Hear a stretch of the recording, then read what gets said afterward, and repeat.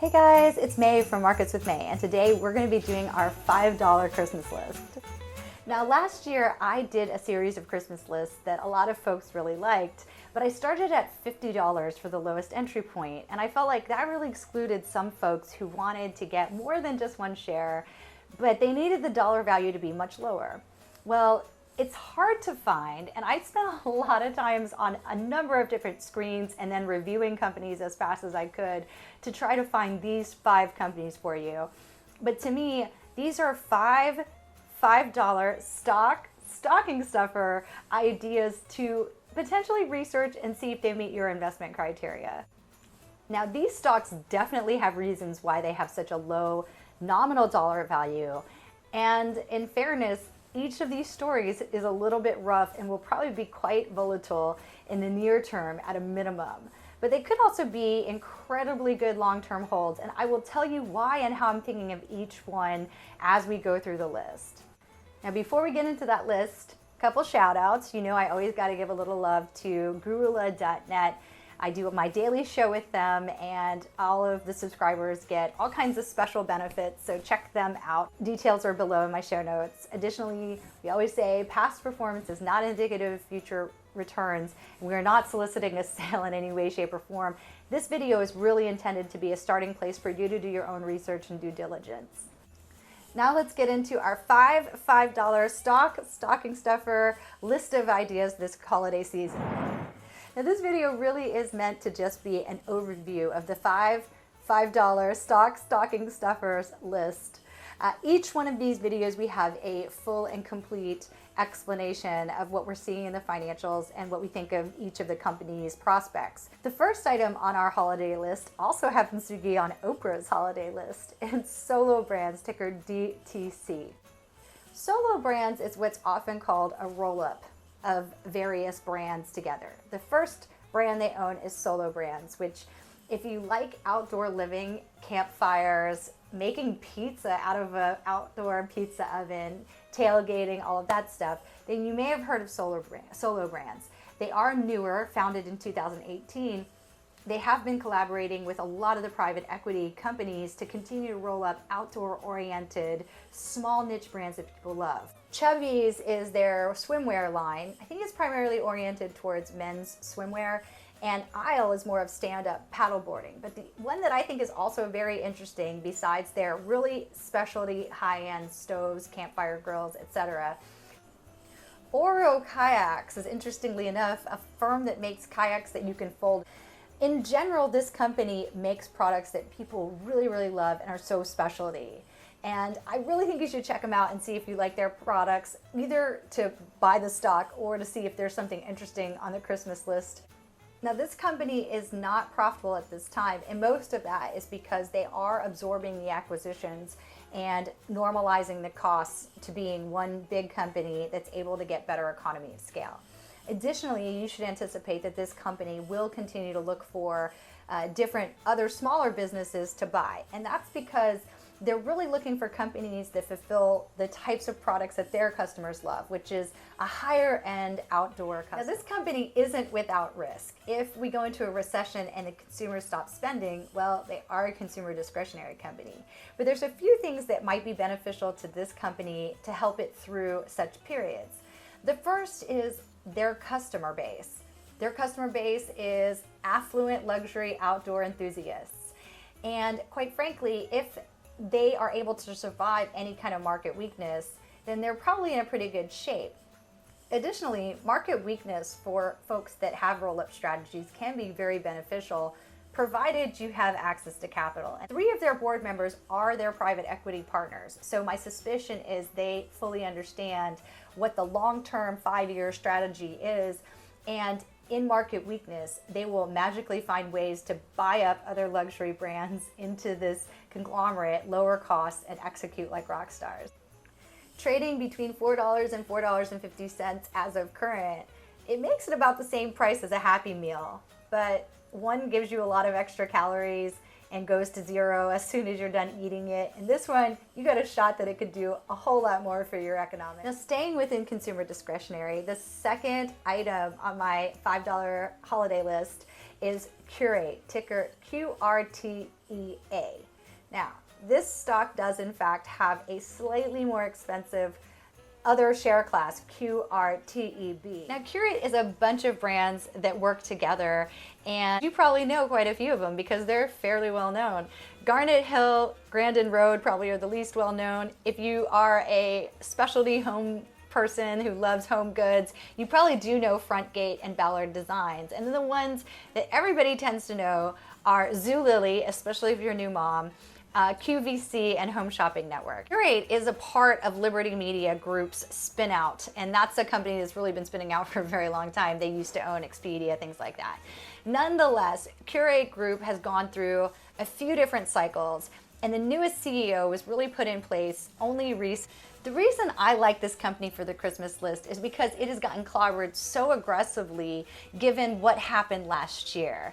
Their main facility for shipping items out of QVC and Home Shopping Network, Rocky Mountain facility, burned right to the ground. It was horrible, and it was a lot to get through. And that's when the new CEO came in with a plan which they call Project Athens and just started executing left and right. Now, if the market's the way they are, and if GDP and the consumer just decide not to spend, then yeah, there are going to be problems here.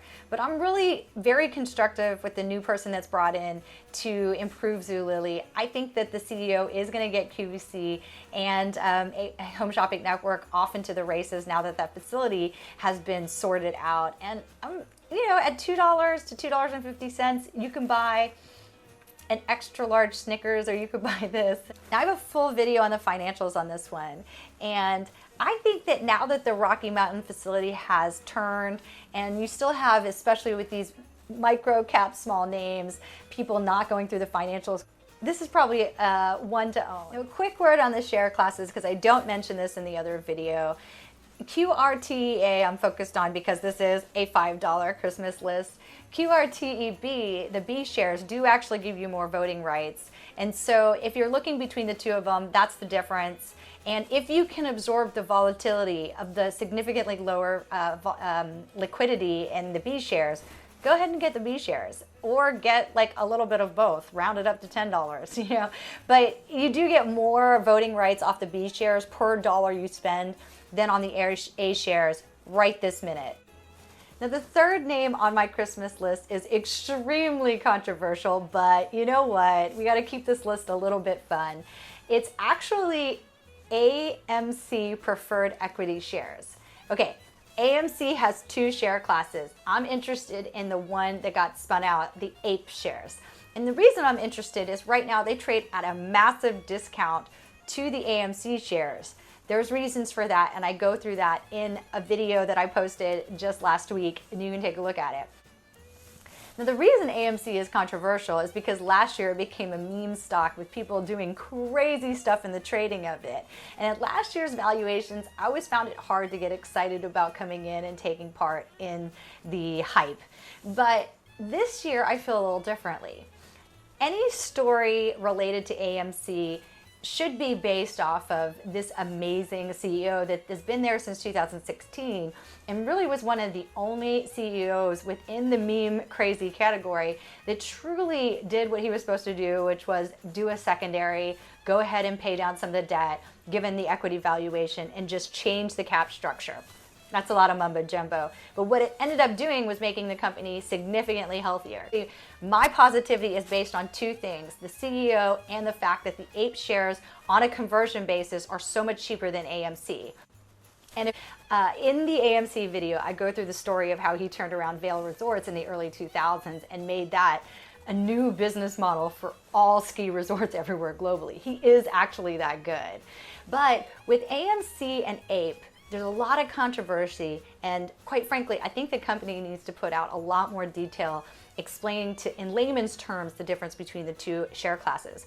But as far as I can see, it's supposed to be the case that there are many ways that owners of APE can immediately transfer their stock one for one with AMC shares. There's not the same risk that there was before that this thing would go out of business.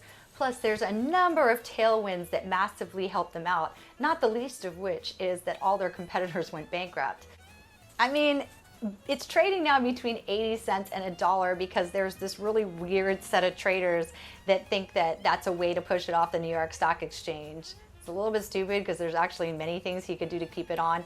We go through that in the video, but right now it's about the same price as a stick of gum. So, you know, stick of gum, great fresh breath, or AMC stock. You choose.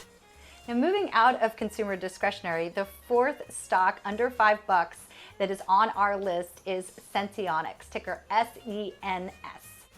Now, what Sensionics does is that they have an under-the-arm monitor that allows people to be able to measure their blood sugar without having to jab themselves with a needle all the time. Before this year, they were going under FDA approval for all sorts of stuff, and this company still has a massive R&D spend that they undertake to try to get the sensor to work for longer periods of time. Last year, the best product they had only worked for 3 months, but you still had to go to the doctor to have them insert it under the skin. Now they've got one for 6 months, and they're working very hard and very fast to have one that works for a year. Now, Sensionics is an early stage med tech company, and those always have a lot of volatility. The major volatility comes from whether or not they can execute on their mission, and two, how their R&D is going relative to whether or not they're going to get approval for each of the new devices. The delays can be complete havoc on the stock price. Now, a lot's been improved on the supply chain. They are working with an organization that does the sales for them so that they can focus on R&D and improving the product.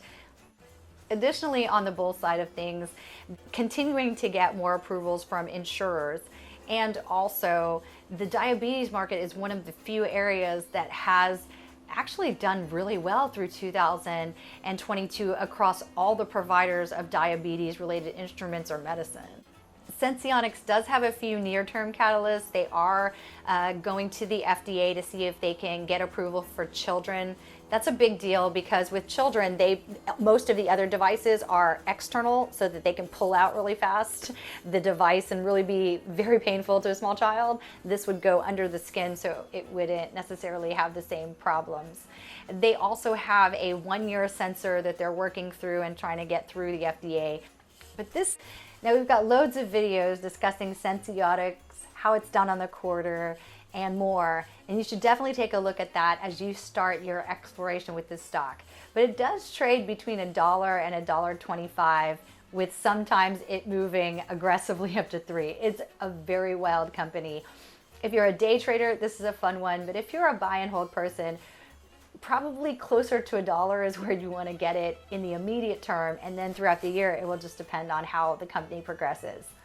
But definitely check out my videos as a starting place as you do your own personal research on.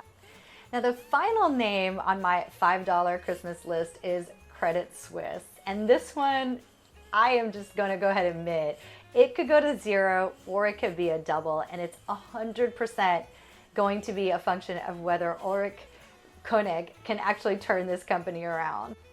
Now, poor Credit Suisse had one single client exposure that has blown them up royally, and that is they were very exposed to Archegos on the stock lending side. Now, that may seem like a lot of jargon mumbo jumbo to you.